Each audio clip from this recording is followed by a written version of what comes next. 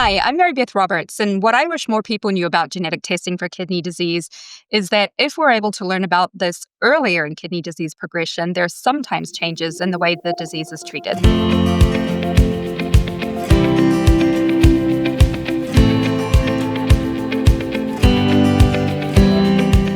Hello, I'm Tamara Ruggiero. And I'm Mike Spigler. And welcome to the Kidney Collective, a podcast series that gives voice to what it's really like to live with kidney disease. In each episode of this limited series, we'll talk to a member of the kidney community about their experience, including what they wish they had known before their journey began.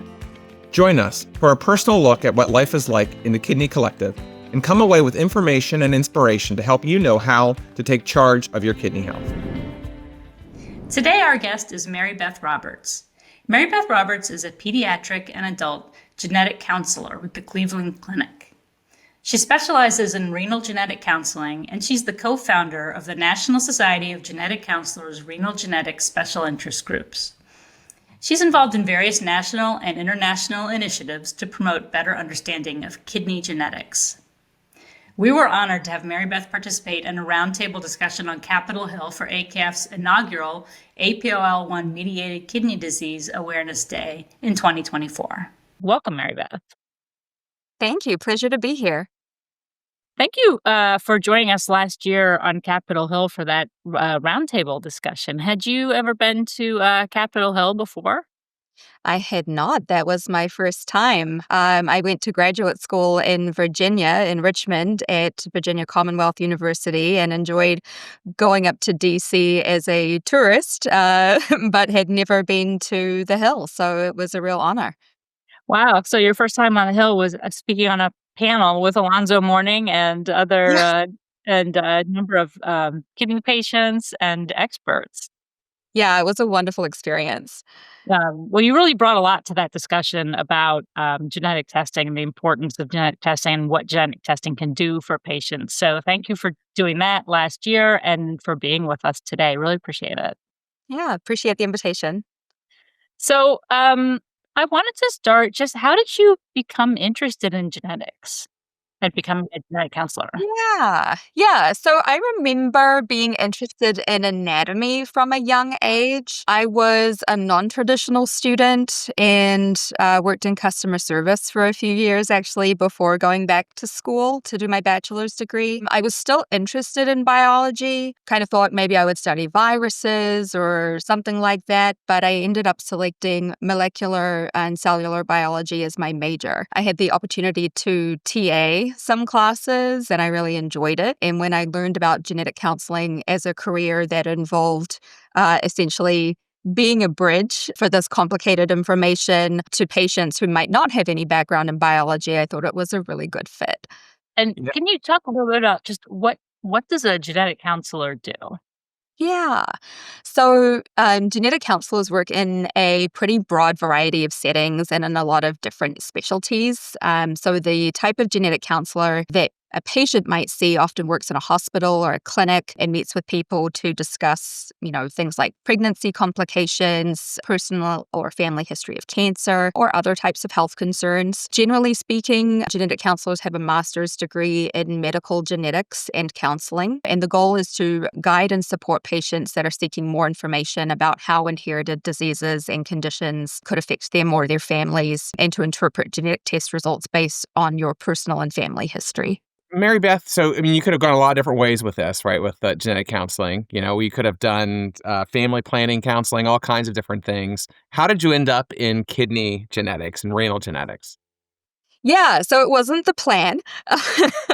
When I was training, we certainly had a lecture on inherited kidney diseases, but renal genetics as a subspecialty was not something that really existed, and is certainly not something that we were taught as an option that we could go into.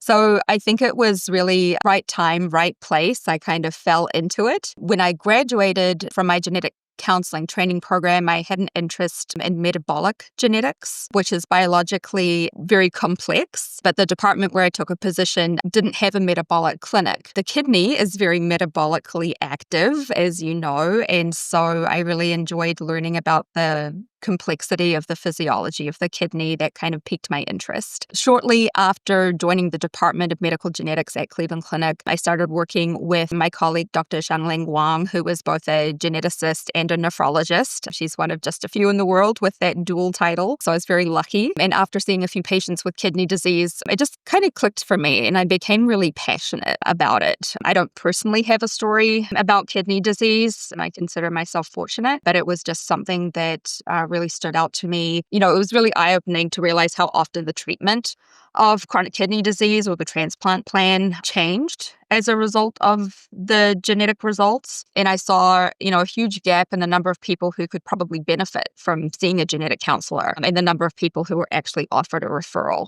Just in our clinic, about 70% of patients with positive test results received a new diagnosis or a change in their diagnosis.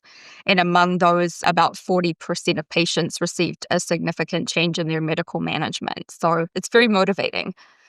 Wow, that's those statistics are incredible. And when you think about, you mentioned that the number of people who actually go through genetic testing, who should consider pursuing genetic testing in the context of kidney disease? Yeah, that's a great question, and one that we get asked a lot by nephrology, who are trying to triage people as they come in to decide who to refer. So kidney disease obviously is common and is more likely to happen with age and comorbidities like diabetes, high blood pressure, cardiovascular, or heart disease. That being said, studies show that about 10% of people with end-stage kidney disease have a genetic cause, regardless of whether or not you have those other risk factors, which is pretty in line with the number of people who have breast cancer and have a genetic reason found. So there are some general signs that suggest it's more likely that somebody might have a genetic reason for their chronic kidney disease, and those would include one, a strong family history. So that's a parent,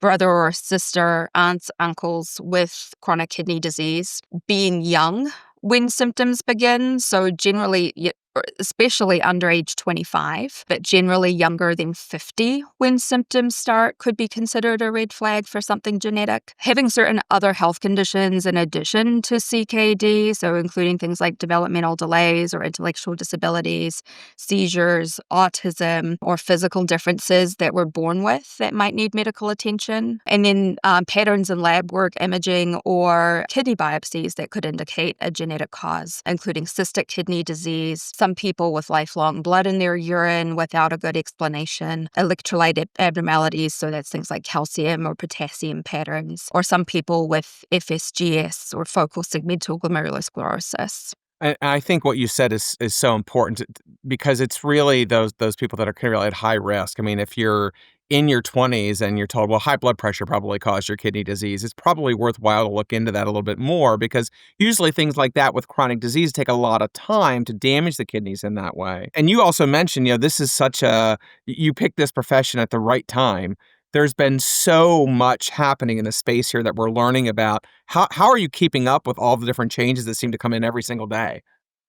Yeah, that's a great question. So I remember when I first began working in this space in 2019, we had just a handful of options from genetic testing labs for kidney patients. I have seen a huge expansion just in the past 6 years or so, with lots of different labs offering new tests for kidney patients and a lot more interest in that space. We have you mentioned the National Society of Genetic Counselors and our special interest kidney group that I co-founded in 2020. So we have forums and message boards. So, if there's a new publication that somebody's aware of or has been involved in, or if there's, a conference or a symposium, that type of information could get shared through our messaging board. And it's really just trying to keep abreast of, if you've got, you might have seen a patient with whichever disease you're seeing, 20 times before, but always just do a quick literature search, see what's new, see what new clinical trials might be available. It's really just kind of doing your research and your due diligence, no matter how many times you've seen a certain indication.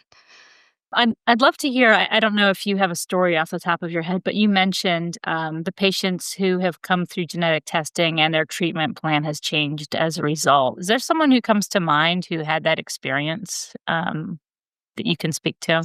Yeah, so there are a lot of different ways that somebody's treatment could change as a result of having a genetic form of chronic kidney disease. Typically, in the case of like somebody with a genetic form of FSGS, which is that scar tissue that forms on the kidneys, which is often involved with protein filling out into the urine, a typical treatment for that could be steroids or immune suppression. And so if you're found to have a genetic reason, we might recommend not using those treatments, which, as you know, can have some pretty drastic side effects. There are some other more rare, but increasingly so, there are gene therapies available for people with chronic kidney disease. So there's a rare condition called primary hyperoxaluria, which is a genetic kidney stone disease. And I recall a patient who had been having kidney stones his whole life, really, since he was a child, and had had multiple operations to try to remove these stones. And when I asked, what do you think the reason is that you've had these kidney stones? He told me, well, I think it's the well water. I think, I grew up on a farm and I think it's the well water. It was indeed primary hyperoxaluria. This individual was already doing dialysis. It was too late in his journey for us to start treatment that could have avoided that outcome. That being said, even though he was already doing dialysis, that diagnosis of primary hyperoxaluria actually changed the dialysis plan. And, we were able to communicate that with the local team at his dialysis center, and he was able to start the gene therapy even though he was already in kidney failure. So that was really rewarding. And then, we ended up diagnosing a lot more people in his family as well who had not reached end stage. And so they had a chance. Wow. Yeah, and for anyone listening to this and you're having repeated kidney stones, we could certainly probably will do a future episode just on kidney stones. But if you're interested in learning about that primary hyperoxaluria that Mary-Beth mentioned, I'm sure we'll put that in the show notes. And get a link to the Oxalosis and Hyperoxaluria Foundation, which has great resources as well. So maybe we've convinced listeners that we need to have, genetic testing here. What does it entail? Like, how do you get a genetic test? Yeah. So when thinking about clinical genetic testing, most people have it suggested by their nephrologist. If their nephrologist has a strong suspicion of a genetic form of CKD, in some cases, their nephrologist may order the genetic testing if they feel comfortable, or they may refer you to a genetic counselor. If you think that you might have a genetic type of kidney disease or are concerned about your risk, you can also bring this up with your nephrologist or primary care provider and start that conversation. I can speak to what happens once you get referred to genetics, which is that we start by having a discussion about your personal and family history of CKD. I will then assess the likelihood of a genetic cause of kidney disease and will offer genetic testing based on the information that we have from the visit. The test that we order may be different based on a person's situation, but generally is performed with a blood or saliva sample, nothing too invasive, and we get results in about 2 to 4 weeks in most cases. And do you recommend counseling on the back end as well? So after the test comes in, right? So pre-testing, post-testing, is that kind of the standard procedure that you would recommend? Yeah, so the standard recommendation is both pre-test and post-test counseling when possible. Pre-test counseling involves, again, that assessment, making sure that the correct test is being utilized, but also talking through, a patient's specific motivations for doing testing, what they are hoping to learn, and kind of making sure that we're on the same page with that. Also looking at family, who else might be at risk if a diagnosis is made, and, beyond that, what are those relationships like, right? If the recommendation is we want you to tell all of your siblings or, this side of the family about this, what if you haven't spoken to those people in 10 years, right? How do we overcome that and make sure that that risk is shared in a way that everybody's comfortable? So that's part of the conversation, as well as, communication with family members about risk. We can help with that if needed, and also the pros and cons. So what is the benefit of you undergoing genetic testing? How are you going to learn about your disease, and how is this going to change treatment for you, possibly? But what are the risks, right? Let's talk about the implications for insurance or for the emotional risk? How are we going to communicate this with family? How are we going to feel if there's something passed on from parent to child? Do you have the resources and supports to manage those emotions if they come up? On the back end, we do a lot of result interpretation. So what does a positive result mean? Is this something that explains your kidney disease, or is this something incidentally that came up that, could have implications for other health concerns, but doesn't really fit what's going on for you today? Is there different treatment or management? Can you enroll in a clinical trial? Do you have a variant of uncertain significance? So when we're doing genetic testing, we're comparing your genetic code with the general population and looking for changes or differences. If those differences are found, they could be disease-causing changes in a gene, or they could be uncertain changes. So we're all different. We're not clones of each other.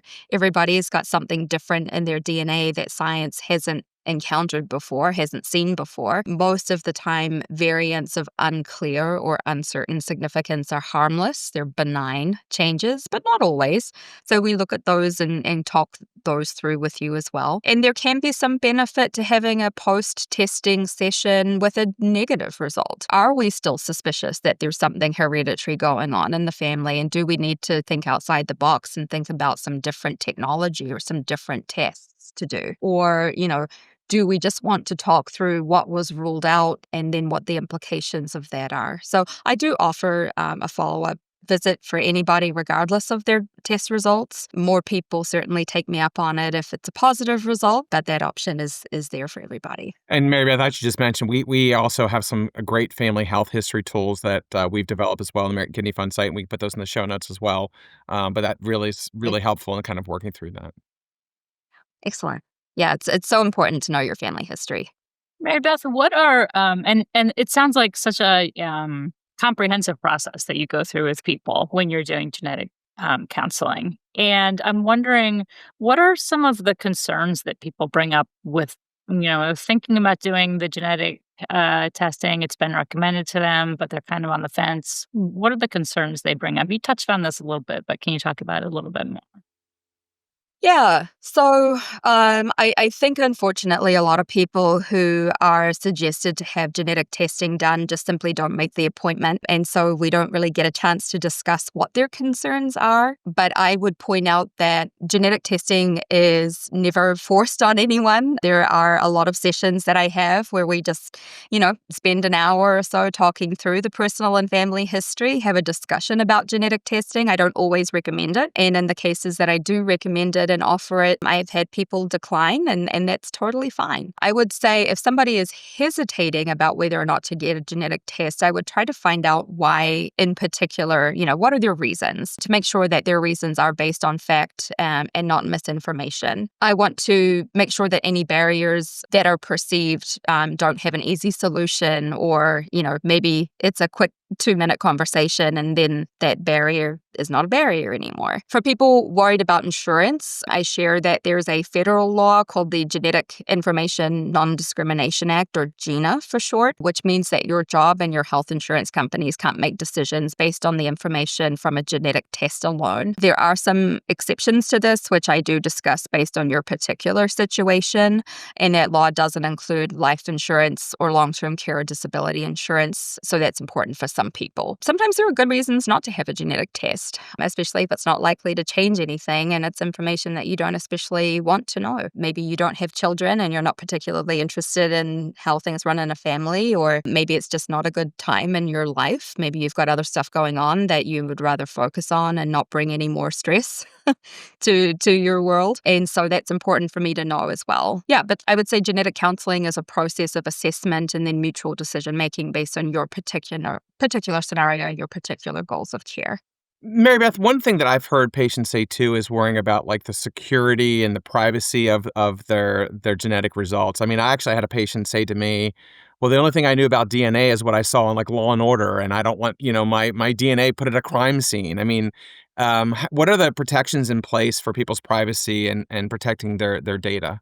Great question. So genetic test results, when they're ordered by a medical professional, are treated just like any other test in terms of privacy. So results should get scanned into your health record alongside, your urine test, your blood test, your ultrasounds, all of that. Your doctor or your genetic counselor will not share this information with anybody without your permission. That's an important difference between a medical grade genetic test and a direct-to-consumer test, which we might talk more about later. But, a direct-to-consumer testing company is not held to those same standards necessarily. So genetic testing labs, I will say, will often share anonymous or de-identified information, such as how they classified a certain gene mutation or variant, which goes into a public database that allows for better result clarification if somebody has the same or similar variant found in the future, but your personal information is never shared in that way. Yeah, and I think that's really important information for people to know and be clear on. There's so many misconceptions about it. You mentioned direct to consumer testing. Can you talk a little bit about that and how that's different from the testing that's done when ordered by a provider? Yeah. So when your healthcare team is ordering a clinical grade diagnostic test, it's evaluating pretty well established causes of disease. Your healthcare provider is going to select the most appropriate test based on your history and will discuss those benefits, considerations, and limitations of the test. And then the results are interpreted by a medical professional in the context of, again, your specific situation and are protected by healthcare privacy laws, just like any other medical test. Direct-to-consumer testing is usually initiated or started and ordered by you at home, and it's not targeted to your specific clinical situation. Data on direct-to-consumer genetic testing show little to or no harm necessarily, but also little or no health benefits. So results are often not considered valid by healthcare providers. Some people I know get frustrated when they feel like, maybe there's a barrier to getting referred or a barrier for them getting the testing that they want. And so they go the direct to consumer route and then say, hey, I've got my results. I'm going to print this out. I'm going to bring this to my doctor's appointment. And they might feel like they're not really getting heard or validated, which is unfortunate. But yeah, just there's so many high rates of false positives with direct-to-consumer testing. At least one study showed up to 40% of results were false positives, showing risk when there was no risk. And there's also a high chance of false negatives because direct-to-consumer tests will often focus just on a limited number of genetic variants, which may not include your particular rare variant. And then, some genetics departments, including ours, won't even review your direct-to-consumer report because they're just simply not medical grade results. Wow. Well, Mary-Beth, I know you've done a lot of work with us around our AMKD Awareness Day and the APOL1 gene variants. I mean, it's probably one of I guess I don't know if that's the right word, but the kind of the newer kind of genes that we found that affects the kidneys. And, there's already clinical trials, which is just amazing to me. Can you talk about the relationship of those APOL1 gene variants to kidney disease?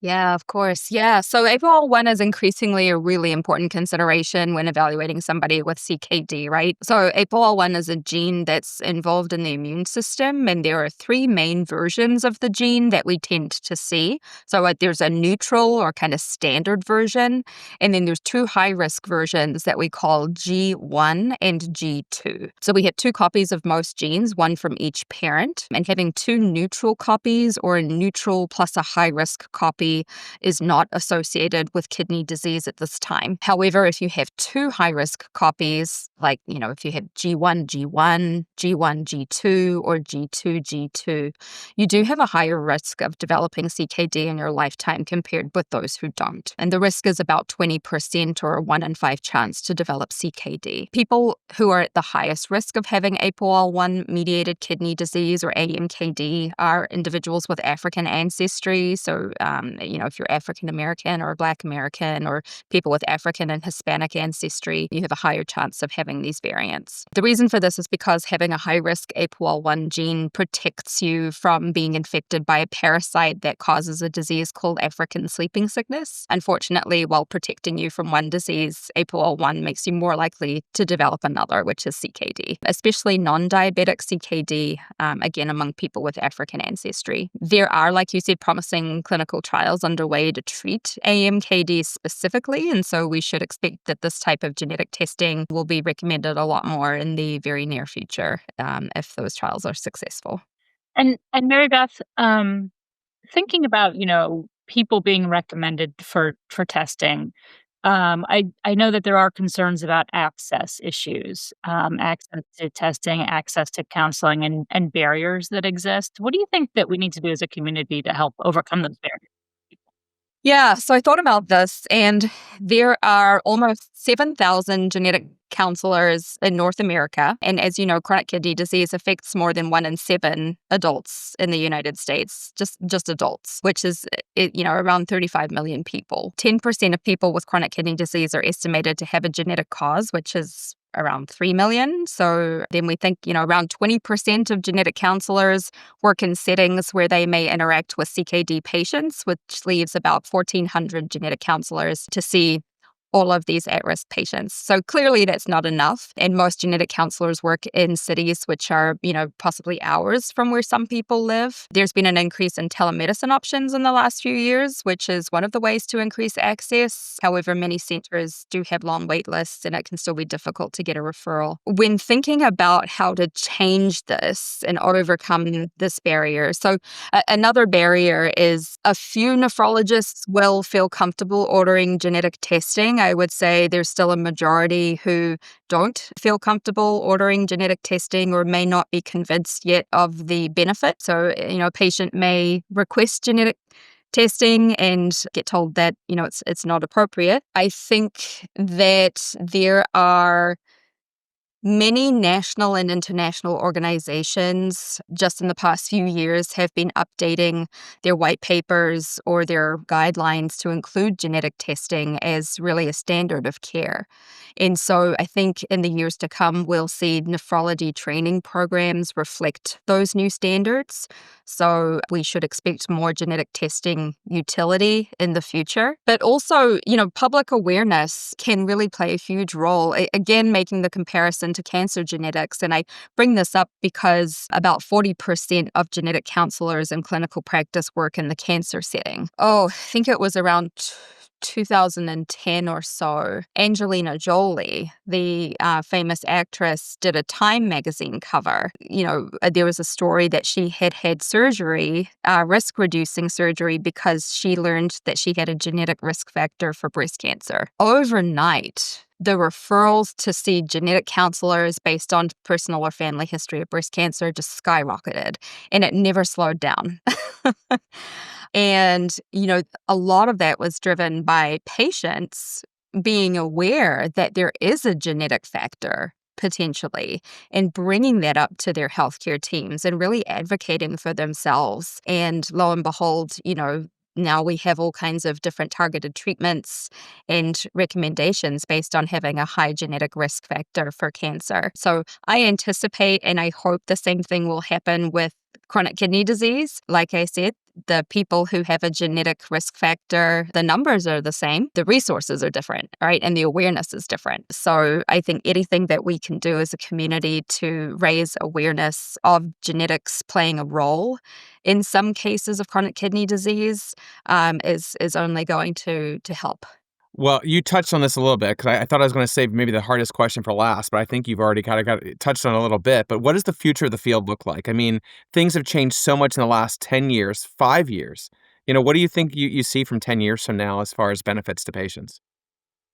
Yeah, so like I said, I think genetic testing is going to be a much larger part of general nephrology care. I think that it'll just be very normal to have a genetic test. There are benefits. I'm not a nephrologist, I'm not a pathologist, but I know there are benefits to doing a kidney biopsy. That being said, it might not be the first line test that may be replaced by a genetic test in order to help to clarify the cause of kidney disease. And so we may see fewer kidney biopsies. There are many, many more than I could name trials that are currently being planned or run specifically to treat genetic forms of chronic kidney disease. And so I think a lot of what drives people who maybe are on the fence or are not convinced that genetic testing is going to be helpful or useful. If there's a therapy that's specific to the genetic form of kidney disease that you have, I think we're going to see a lot of that resistance and a lot of those barriers to getting patients genetic testing kind of disappear. So I think there's a lot of hope on the horizon, and genetic testing really is the future of medicine. I think nephrology and genetics haven't been close partners in the past as much as, say, oncology or cancer care or prenatal care and maternal fetal medicine and genetics have been kind of traditional partners. I am very hopeful and optimistic that nephrology and genetics departments will work more closely together and help to serve those patients that have just as much need to genetic health care. Well, Mary-Beth, thank you so much for being here today. I think this has been just a fantastic conversation and so lightening for people who are curious about genetic testing, not really sure what all is involved in it, maybe thinking about getting genetic testing and want to learn more. So thank you again for joining us today. And thank you to our audience for listening to this episode of the Kidney Collective. Thank you so much. It was a pleasure. So, wow, Mike, that was a great conversation with Mary-Beth Roberts. I think it was so powerful for us to talk to a genetic counselor like that. And she really peeled back the curtain on the future of nephrology. Genetic testing is changing how we diagnose and treat kidney disease. She did. I mean, genetic testing really is a game changer right now, but it's only as good as the counseling you're provided along with it to understand what your tests are. And, you know, we need more people like Mary-Beth out there. We need more access to people like Mary-Beth for our patients to get that counseling support that they need to understand, you know, what a diagnosis may mean to them, but also to their family members. I mean, you know, while they are rare, I mean, these familial and genetic kidney diseases are something that, you know, we need to communicate to patients, have them understand what their diagnosis is, understand what their treatment options are. I mean, the great part about these tests now is it's not just knowing something, is that there are treatments available in many cases. So I think the takeaway from this podcast with Mary-Beth is not only hope right now, but certainly hope for the future. Absolutely. And, you know, I thought it was so powerful. She made it clear if kidney disease runs in your family, genetic counseling could be life-changing. Do you think that patients are starting to understand genetic testing and counseling more and are starting to become more open to it in the kidney community? Yeah, I think so. I think for better or for worse, you know, some of the genealogy genetic companies that are out there really have probably at least helped people understand what it is. But at the same time, I think that also brought some concerns that people have too around protecting their privacy and things like that. And I think Mary-Beth did a great job explaining that privacy laws are there to protect the confidentiality of your results, and that really the benefits, you know, when it's appropriate to get a genetic test really outweighs any of the downfalls. Yeah, definitely. And I think I also appreciated how she talked about not all genetic tests are equal, right? So the mail order kits aren't the same as clinical testing. That's really important to keep in mind. Absolutely. Totally agree. Yeah. Well, I certainly learned a lot from talking to her and appreciated her taking the time to speak with us. And I hope all of our listeners enjoyed it as well. To find out more about the topics we discussed in this episode, or to access resources to learn more about kidney disease, go to the episode show notes on your podcast listening platform or go to kidneyfund.org/podcast. And if you haven't already, be sure to subscribe or follow the Kidney Collective wherever you listen to podcasts, and leave us a like or review to help us reach more members of the kidney community. You can also follow AKF on all major social media platforms, including Facebook, Instagram, TikTok, Blue Sky, LinkedIn, YouTube, Twitter, X, or whatever comes next. Join us next time. Remember that even in the toughest moments, there's hope ahead, and the Kidney Collective and AKF are here for you now.